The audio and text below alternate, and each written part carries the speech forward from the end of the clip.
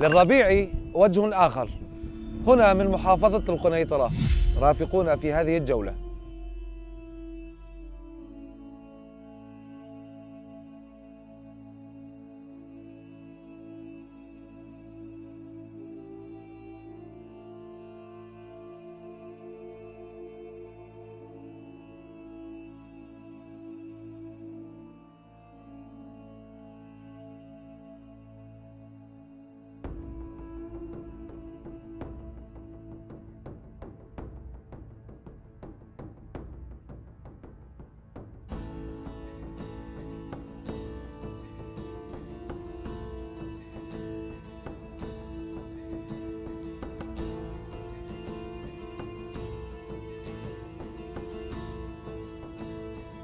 محطتنا الأولى من وادي طعيم في الريف الجنوبي لمحافظة القنيطرة بلدة صيدا.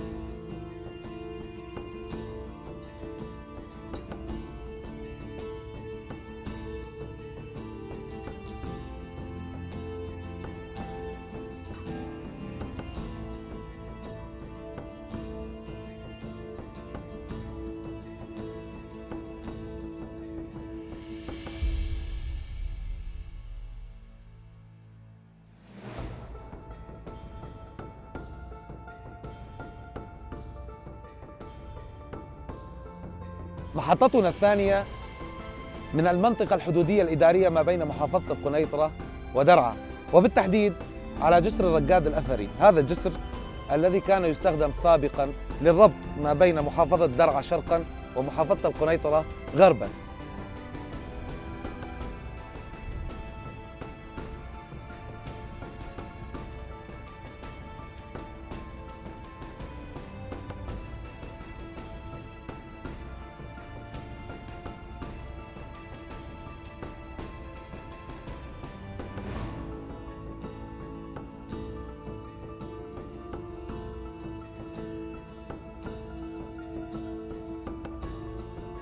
من أهم المحطات في محافظة القنيطرة بلدة الرفيد التي يوجد فيها العديد من الآثار القديمة، ويشهد على ذلك تل القدس.